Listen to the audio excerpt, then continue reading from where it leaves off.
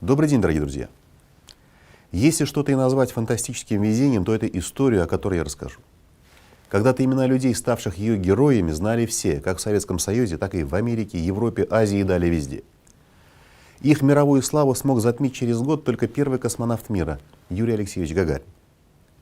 Если я даже несколько преувеличиваю, то только совсем немного. История эта не новая, но основательно подзабытая. Вот несколько фотографий. Трудно догадаться, что на снимке советские военнослужащие. Младший сержант старшина Асхат Зиганшин, рядовые Филипп Поплавский, Анатолий Крючковский и Иван Федотов. Правда, не похожи эти молодые элегантно одетые красавцы на рядовых советской армии.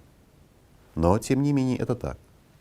Фото сделано в марте 1960 года в Сан-Франциско.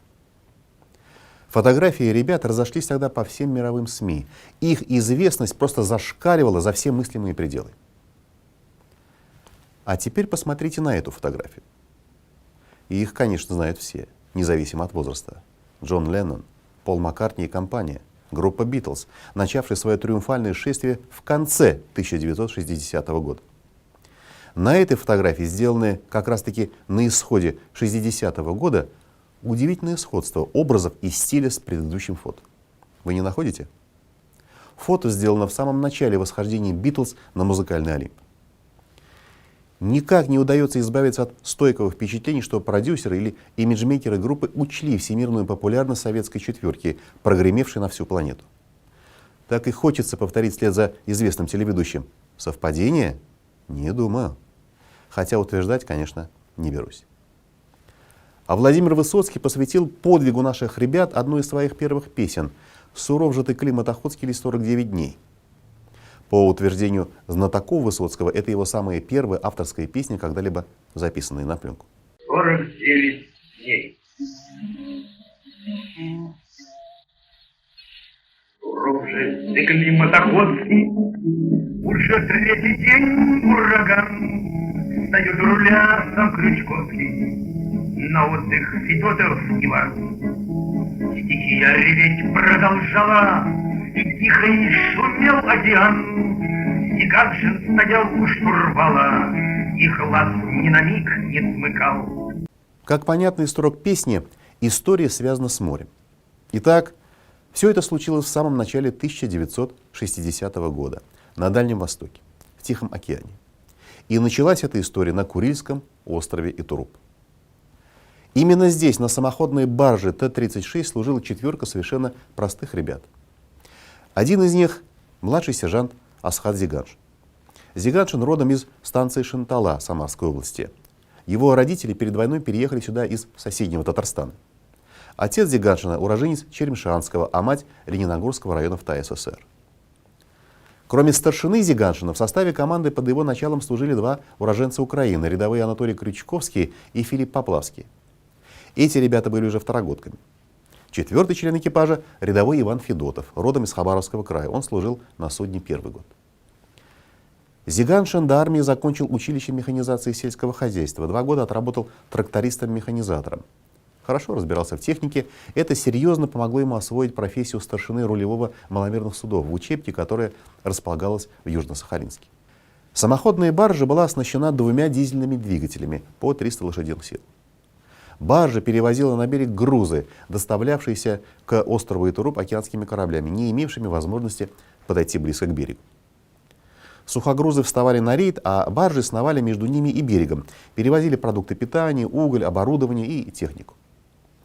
Экипаж на берег сходил редко, в основном только лишь для того, чтобы пополнить запасы продовольствия, пресной воды и горючего. А в остальное время, в промежутке между разгрузкой баржи, стояли на рейде, зацепившись за бочку-поплавок, закрепленную якорем за дно. Навигация у Курил заканчивалась обычно в конце ноября, начале декабря месяца, и тогда баржи вытаскивали на берег. Так было и на сей раз. Однако в середине января 1960 года на Итуруп должен был зайти и разгрузиться корабль с продовольствием. И 2 баржи Т-36 и Т-97 столкнули в море. Далее горючего и продовольствия на 3 дня, хотя по нормативу должны были обеспечить на 10 дней. Обе баржи зацепились за бочку и стали ожидать прибытия долгожданного корабля. Запланированные 3 дня подходили к концу, заканчивались уже и продукты. Поначалу ничего не предвещало беды. Однако, и этот день запомнился ребятам на всю жизнь. А именно в ночь на 17 января на залив и остров внезапно обрушилась снежная буря, сопровождаемая сильным ветром. Ветер быстро усиливался и вскоре достиг порывов в 50-70 метров в секунду.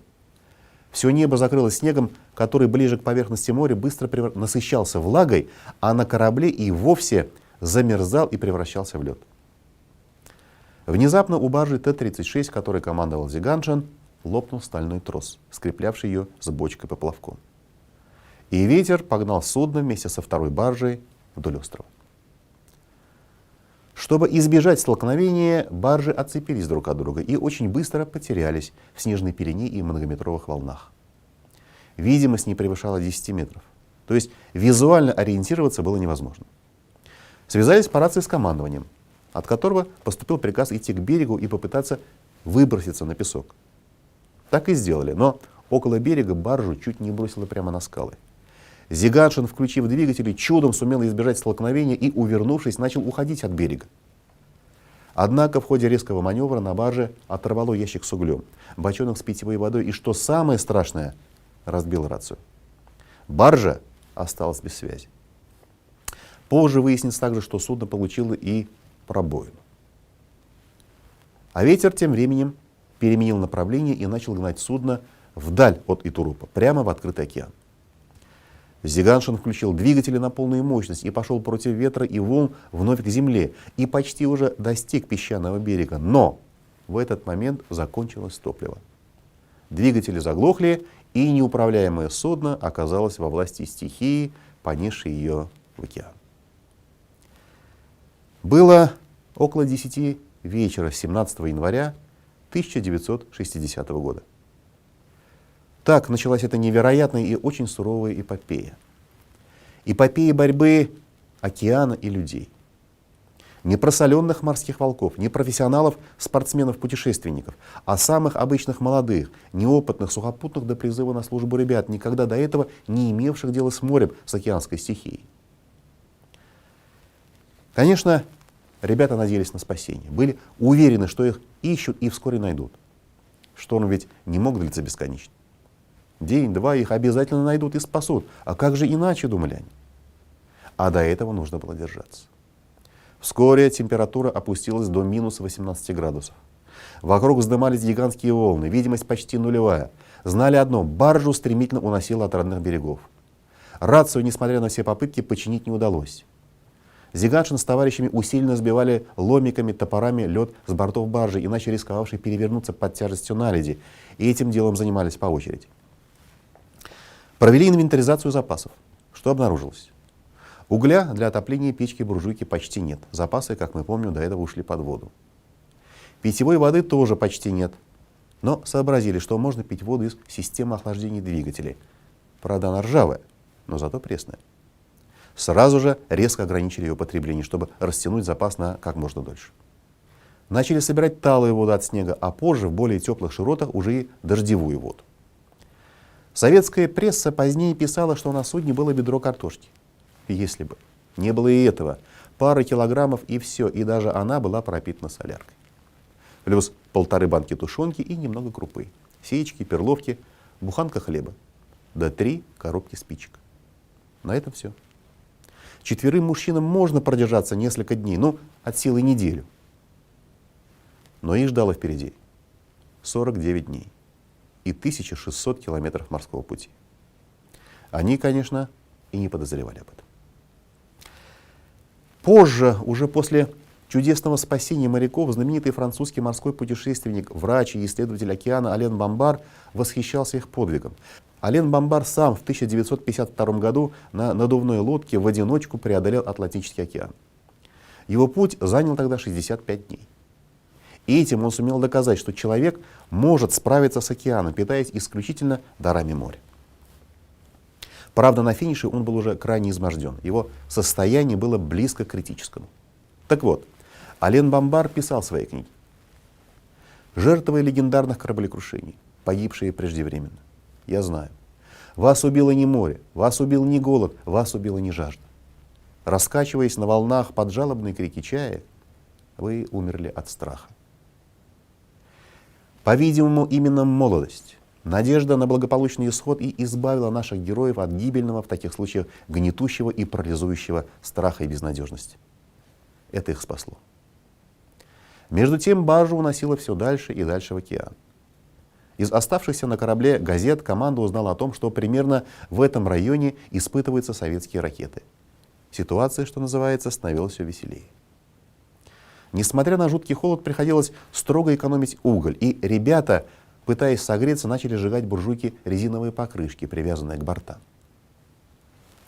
Совсем скоро на судне обнаружилась пробоина, и трюм начал стремительно заполняться водой. После тщетных попыток откачать воду сумели заделать пробоину с помощью автомобильного домкрата, плотно зажав щели в днище.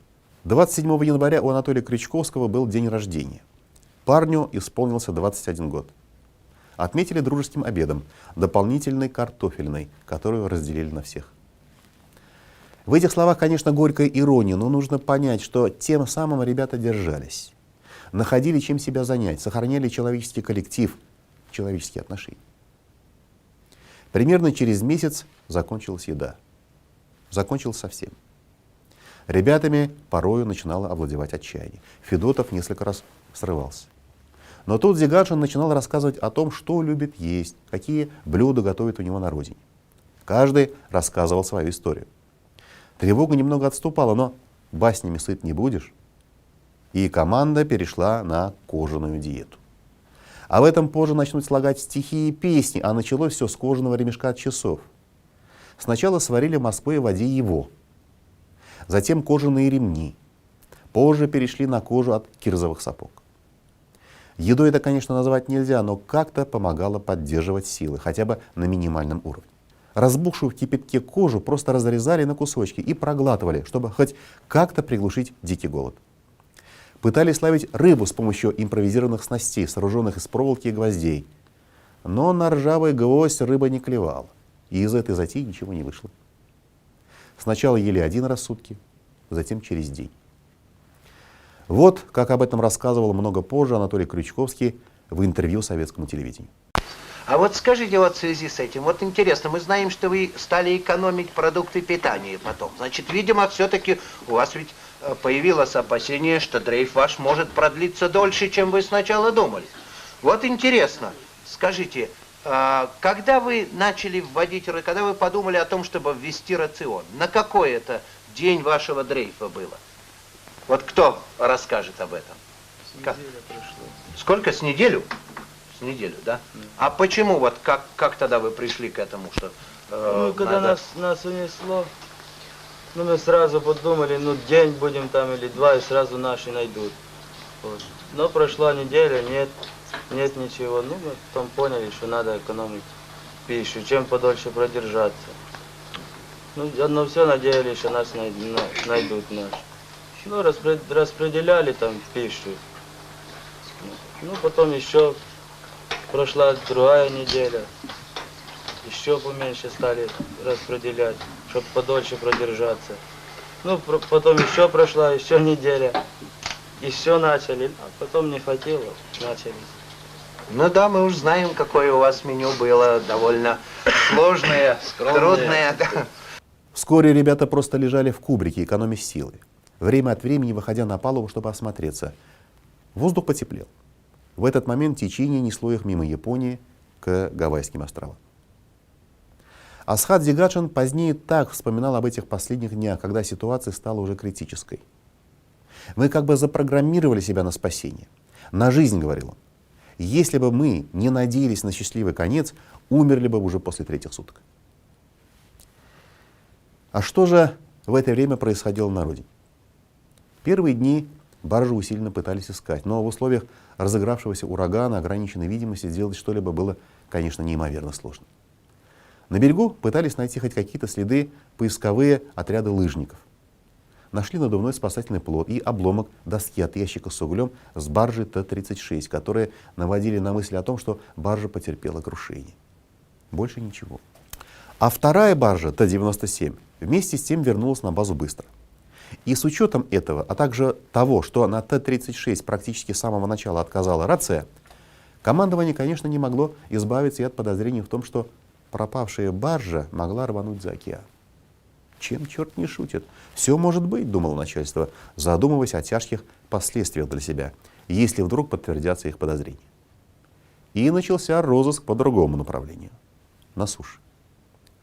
Органы отправились к родителям, родным и друзьям пропавших ребят. У родителей Асхата Зиганшина в Шантале обыскали дом, подвал, чердак, опросили всех родных и знакомых.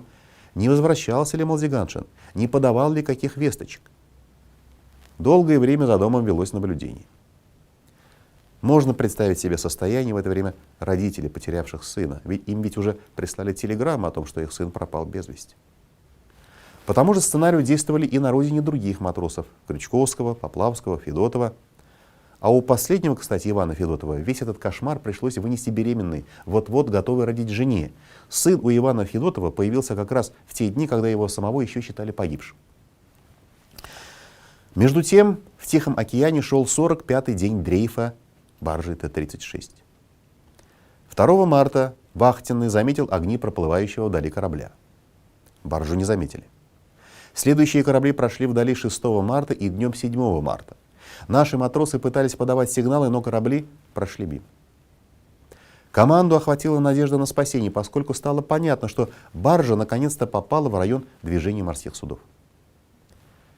И вот 4 часа дня 7 марта Асхат Зиганшин услышал шум от двигателей пролетающих самолетов. Он вместе с ребятами вышел на палубу, начал подавать знаки. Самолеты улетели, но вскоре к барже подошел огромный корабль, американский авианосец «Хьюстедж», с борта которого поднялись вертолеты. «Это помощь вам, помощь!» — прокричали на ломаном русском с корабля. Вертолеты зависли над баржей. С них сбросили стальные петли и подали знаки, дескать, поднимайтесь на борт. Зиганшин и команда, как они вспоминали позднее, и не думали переправляться на американский корабль. Они решили попросить топлива и продовольствия, чтобы самостоятельно отправиться в обратный путь к родным берегам. Американцы, поняв, что советские матросы не желают подниматься, вернули вертолеты на палубу авианосца и начали удаляться. Кирседж уже ушел на значительное расстояние, и в этот момент ребята осознали, что сейчас их надеждам на спасение придет крах. Они отчаянно начали подавать сигналы, мол, возвращайтесь. За ними, конечно, следили с авианосца, и, к их счастью, огромная махина водоизмещением почти 35 тысяч тонн и длиной 270 метров замедлилась, и к барже вновь подлетели вертолеты. На сей раз ребята уже без слов зацепили за тросы и всю четверку на 2 вертолетах перевезли на борт авианосца. Вот уникальные видео, снятые американскими моряками с авианосца «Кирседж». Мы с вами сейчас сможем увидеть, как проходила операция по спасению наших моряков.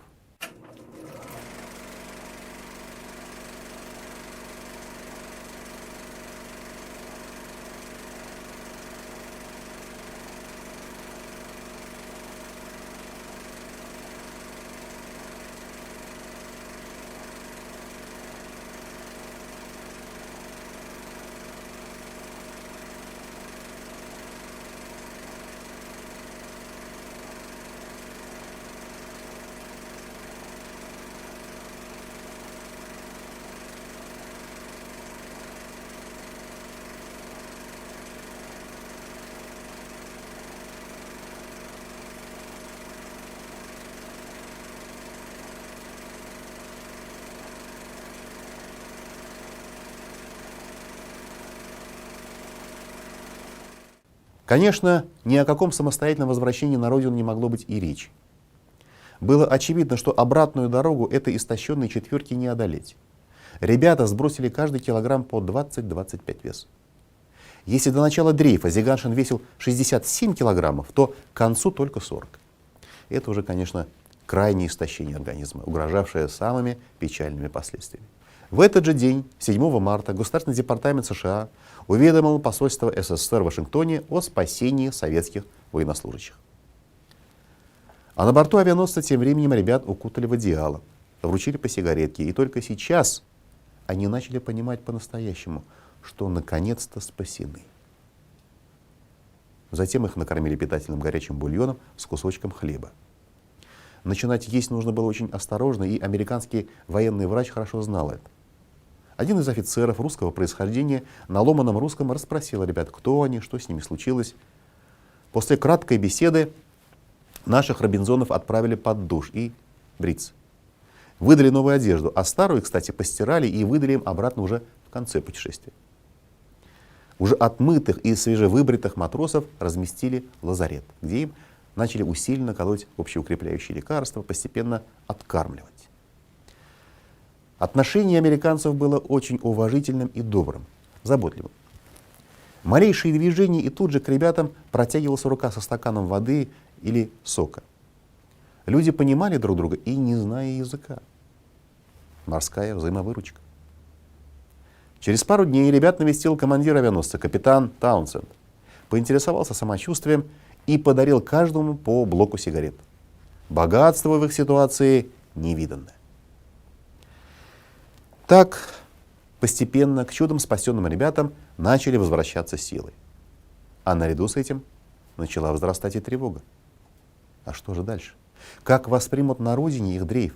Не сочтут ли их беглецами? Советские солдаты попали к акулам мирового империализма, к тому же еще и баржу потеряли. Эти мысли никак не выходили из головы. А в Москве тем временем их участь решалась на самом высоком уровне. О том, что советские военнослужащие спасены американцами, доложили Хрущеву. Судьба ребят висела на волоске. С 7 по 16 марта больше недели руководство страны пребывало в раздумьях о том, как же поступить. Только спустя 8 дней в советских газетах появилась поздравительная телеграмма Никиты Сергеевича Хрущева, адресованная нашей четверке, и телеграмма благодарности в адрес президента США Дуайта Эйзенхауэра за спасение советских матросов. 16 марта вышли и первые статьи, посвященные их подвигу. К тому времени Зиганшин, Поплавский, Крючковский и Федотов были уже мировыми знаменитостями. По-видимому, это окончательно решило их судьбу. Теперь они по праву стали героями. Кирсеш тем временем шел курсом на Сан-Франциско, и уже на подходе к суше на борту решили устроить пресс-конференцию, на которую с берега на вертолетах прилетело множество журналистов. Зиганшин и компания, конечно же, были не готовы к обстоятельным ответам, старались отвечать кратко, боялись и провокаций. Но их успел хорошо подготовить САПКОР газеты «Правда» США Борис Стрельников, сразу же представленный к четверке. Важно! Зиганшин во всеуслышание заявил, что их главное желание — поскорее вернуться в Советский Союз. Этого заявления очень ждали на родине. Позднее в Союзе острословы зло шутили, что, мол, удивительно не столько спасение четверки моряков американцами, не то, что они сапоги с гармошкой съели, а то, что Зиганшин с товарищами в Америке не остались. Когда пришла пора сходить на берег, Зиганшину с товарищами мягко намекнули на возможность остаться в Соединенных Штатах, но только добровольно. Если вдруг боитесь преследования советских властей, то можем предоставить убежище, сказали им. Но Зиганшин твердо отклонил это предложение. Нужно возвращаться, сказал он ребятам, а там будь что будет. В Сан-Франциско их встретили представители советского посольства в США, советская и американская пресса. Встречали как героев, как звезд. Ребят поселили в хорошем отеле, купили костюмы и обувь. В посольстве выдали по $100 на покупки. Возили на экскурсии по городу и окрестностям. Здесь, в Сан-Франциско, и были сделаны их фотографии, облетевшие весь мир. Мэр Сан-Франциско Джордж Кристофер вручил им символический ключ от города и удостоверение почетных жителей Сан-Франциско. Затем состоялся перелет в Нью-Йорк, где они пробыли почти неделю. Здесь их поселили на даче советского посольства. Опять встречи, экскурсии. А тем временем мировая и советская пресса превозносила отважную четверку. Наши газеты, конечно, в соответствии с принятыми идеологическими установками и официозным стилем, упирали на правильное воспитание ребят родной коммунистической партии. Писатель Борис Полевой писал в газете «Правда». При первой встрече со спасенными один из американских журналистов спросил: «Неужели у вас еще были силы шутить? Это непостижимо уму. Да знаете ли вы сами, какие вы люди?»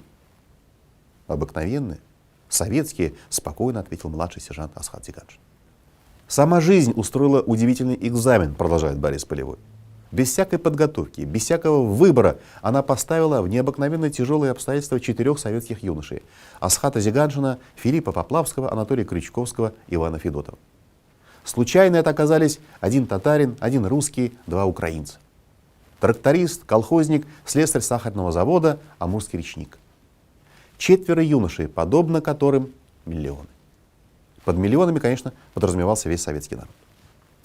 А газета «Известия» писала: они составляли коллектив советских людей, спаянных высоким чувством товарищества, той крепкой дружбы, которая удесятеряет силы каждого. Описание морских катастроф и бедствий изобилуют примерами, когда люди, оказавшиеся и не в столь трудном положении, теряли себя, зверели, страх и непомерный эгоизм толкали их на преступления. 4 советских граждан, вступив в борьбу с океаном, следовали закону нашей Родины. Только все теснее, плечом к плечу, так, что слышно биение дружеского сердца, смыкался их строй. Поэт Борис Серебряков писал так: «Но в палубу войны словно вросли, держала их палуба эта. Была она частью родимой земли, великой страны Советов». А советский народ напевал: «Зиганшин буги, Зиганшин рог, Зиганшин съел чужой сапог. Поплавский рог, Поплавский буги, Поплавский съел письмо подруги». Восхищались ребятами знаменитые путешественники и ученые. Позднее им придут поздравительные телеграммы от Тура Хейердала, Алена Бамбара, пришла приветственная телеграмма и от Эрнеста Хемингуэя. После недели в Нью-Йорке Зиганшин с товарищами на круизном лайнере пересекли Атлантический океан. Врач посольства запретил им перелет на самолете. В Москву вылетели уже из Парижа. Несмотря на все опасения ребят, Родина встретила их радостно и на самом высоком уровне. У трапа самолета Зиганшина с товарищами принял в свои объятия начальник главного политуправления Советской армии и флота генерал армии Филипп Голиков. У аэропорта собрались толпы встречавшего народа. Провели митинг. На улицах города висели плакаты: «Слава отважным сынам нашей Родины». Ну а затем моряков принял министр обороны СССР маршал Родион Яковлевич Малиновский. Прославленный военачальник подарил им всем штурманские часы с наказом, чтобы больше не заблудились. Всех наградили орденами Красной Звезды. Много позже они узнали, что планировалось дать им звание Героев Советского Союза, но в последний момент передумали. Асхату Зиганшину присвоили также звание старшего сержанта. Затем ребятам дали 2-недельный отпуск, отправили в военный санаторий в Гурзуфе. Слава преследовала их на каждом шагу. Зиганшин рассказывал, что даже на пляже нельзя было спокойно полежать. Все норовили сфотографироваться с героем. После отпуска командование предложило ребятам поступить в училище ВМФ в Ломоносове. Кроме Федотова, решившего вернуться на малую родину, все поступили и закончили училище в 1964 году. А всесоюзная слава четверки продолжалась вплоть до весны 1961 года, когда безусловно мировой звездой стал первый космонавт Земли Юрий Алексеевич Гагарин. Про подвиг Зиганшина с товарищами, конечно, помнили, но все же их жизнь уже входила в спокойное русло. Но среди советских детей еще долгое время была популярна считалка: Юрий Гагарин, Зиганшин татарин, Никита Хрущев, а ты кто будешь таков? Как сложились дальнейшие судьбы наших героев? Никто из них не сделал головокружительной карьеры, хотя все возможности для этого, конечно, были. Ребята из простых семей, видимо, не имели амбиций, из другого теста оказались сложены, выбрав спокойную рабочую жизнь. Иван Федотов вернулся к себе на родину, служил на речном флоте. Филипп Поплавский, окончив училище, работал на морских кораблях, ходил в дальние плавания. Жил в Ленинградской области. Анатолий Крючковский сначала уехал было на Северный флот, но затем переехал в Киев и работал на судостроительном заводе. Асхат Зиганшин всю жизнь прожил в Стрельне. До самой пенсии работал механиком в аварийно-спасательном отряде Ленинградской военно-морской базы Ломоносова. В 2010 году ему присвоили звание почетного гражданина города Стрельна, плюс к тому, еще прежнему, почетному жителю Сан-Франциско. Зиганшин последние годы бывал на родине, в том числе и на родине родителей, в Татарстане. Приезжал на Сабантуй. Асхата Зиганшина не стало в 2017 году. А еще раньше ушли из жизни Иван Федотов и Филипп Поплавский. Сегодня с нами остался единственный участник и очевидец этой героической эпопеи — Анатолий Крючковский. Стеганшин, Крючковский, Поплавский подпаловые песни поют. Стеганшин крепился, держался, бодрил, сам был бледный, как тень. И то, что сказать не собирался, сказал лишь на следующий день. Друзья, через час, дорогие ребята, еще через час. Ведь нас не сломила стихия, то голод ли сломит ли нас? Забудем про пищу, чего там, а вспомним про наш взвод солдат. Узнать бы стал бледить Федотов, а что у нас в части едят. И вдруг ни мираж ли, ни миф ли, какое-то судно идет. К биноклю все сразу приникли, а с судна летел вертолет. Окончены все переплеты, вновь служат, что взял океан. Крючковский, Поплавский, Федотов, а с ними Стеганшин, Асхат. Такова история знаменитого сурового дрейфа наших не сдрейфивших советских ребят — татарина, русского и двух украинцев. Ребят, выживших благодаря дружбе и взаимовыручке. В этом советские газеты все-таки были правы. Спасибо за ваше внимание. Всего вам самого доброго. Подписывайтесь на канал.